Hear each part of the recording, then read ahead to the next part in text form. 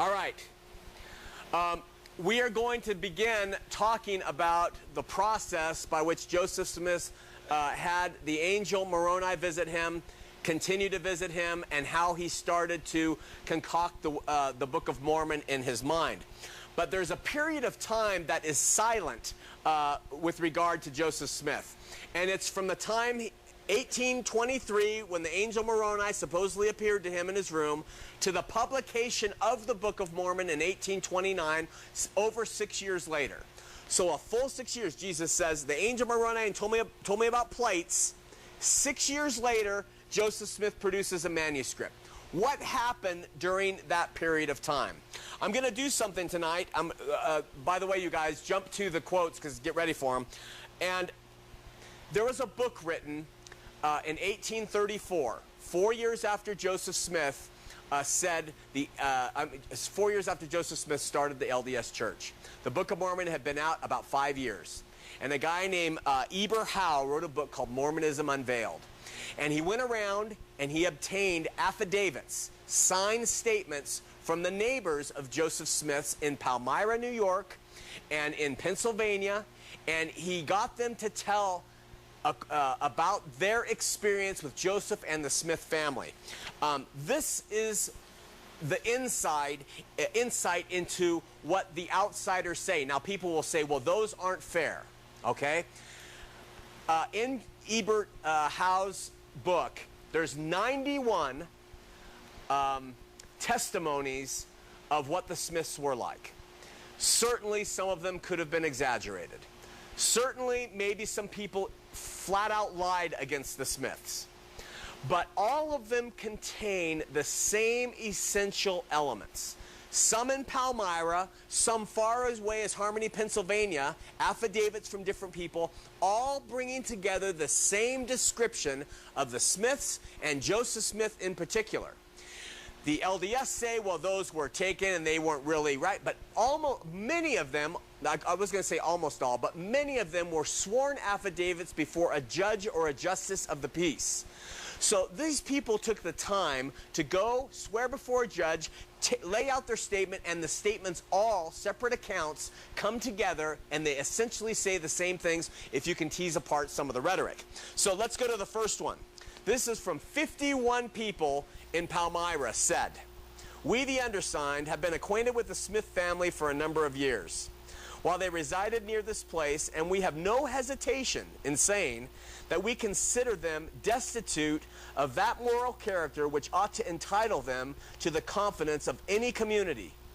They were particularly famous for visionary projects, spent much of their time in digging for money which they had pretended was hid in the earth. And to this day large excavations may be seen in the earth not far from their residence, which they used to spend their time digging for hidden treasures. Joseph Smith Sr. and his son Joseph were in particular considered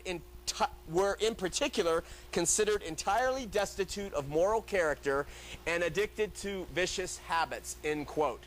51 residents of Palmyra signed that document. Were they exaggerating? They could have. Was there anything in that was true? There had to be, because we get the same type of descriptions from others.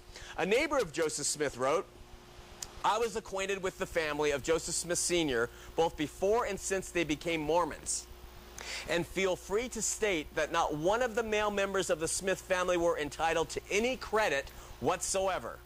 They were lazy, intemperate, and worthless men, very much addicted to lying. In this they frequently boasted of their skill. Digging for money was their principal employment. I regard to their gold Bible speculation, they scarcely ever told two stories alike." Yeah, and history certainly shows that. "The Mormon Bible is said to be a revelation from God through Joseph Smith Jr., his prophet, and this same Joseph Smith Jr., to my knowledge, bore the reputation among his neighbors of being a liar. The foregoing can be corroborated by all his former neighbors." This is some serious stuff, folks, because they say all of this can be corroborated by all the neighbors. They make this statement, and they get it signed by a judge, an affidavit they say is true, and they say, test my words against anybody who knew them. Now, I am personally hated by a lot of people because of what I do. I can go on the internet, type my name in, and I can find a lot of stuff. Some of it true, very little of it, some of it very, very inaccurate. But I would be willing, you couldn't find 15 people, and I'm 50 years old, that would consistently report the same things about me in the extreme negative. They might say I had a fault here, I was weak there, but you're not going to find a consistent story. There was no collusion here because the people who reported on the Smiths came from different areas. And the important thing about this is, it's pure revisionist history in what the LDS do. Next week, we're going to bring on their recent Ensign magazine. That thing shows Joseph Smith and the whole story of the Book of Mormon. It is whitewashed. It is completely void of any of this stuff. Just like the film they showed down there at Temple Square of Joseph Smith's life and him getting shot in Carthage jail. Does it show Joseph Smith pulling out a gun and shooting back and killing 2 people? No, it omits that. You're being handed a whitewashed version of history so that you can buy in more with your emotions and feelings this story that has been scrubbed and cleansed and revised so many times. The truth is far from it at this point in time. Because of time, I'm not going to read you Hale's Isaac Hale, who was his father-in-law's report of Joseph. This was all the way from Harmony, Pennsylvania. He says the very same things: lazy, lying, con men, trickery, the whole thing. And he witnessed this before and after Joseph's interest in his daughter. Let me finalize with an article that was written in the Palmyra Reflector by Obadiah Dogberry. It was published in 1830 and 1831. This is in the newspaper. This is what it says. Joseph Smith Sr., the father of the personage of whom we are now writing, meaning Joseph Smith, had by misfortune or otherwise been reduced to poverty before he migrated to western New York.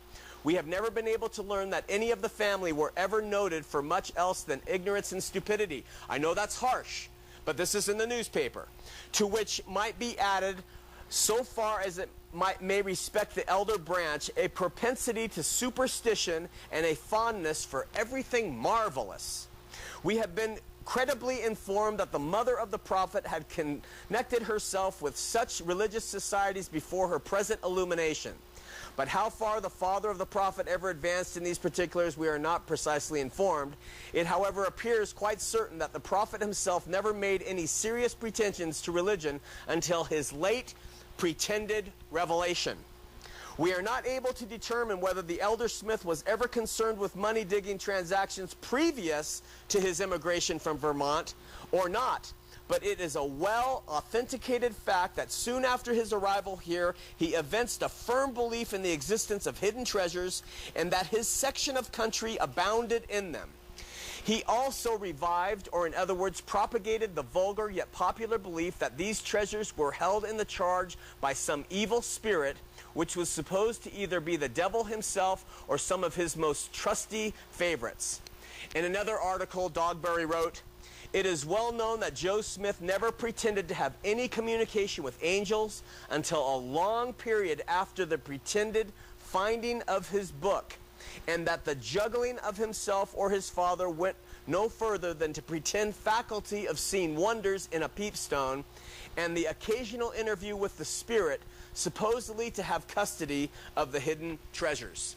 What that says in our language is these guys had no interest in religion. They were conning people through their trickery, through their wonderful, miraculous stories of lies and deception. And when Joseph locked into the idea that this book could compete with the Bible, suddenly the spirits that were leading him around to find hidden treasure, guarded by devils, were suddenly an angel. And the story morphed. This is when Joseph Smith became a con man, and he turned from being a con man to being the prophet, to being a translator and a revelator. This is how the Book of Mormon came out. We've mentioned that before. All right, we're going to go...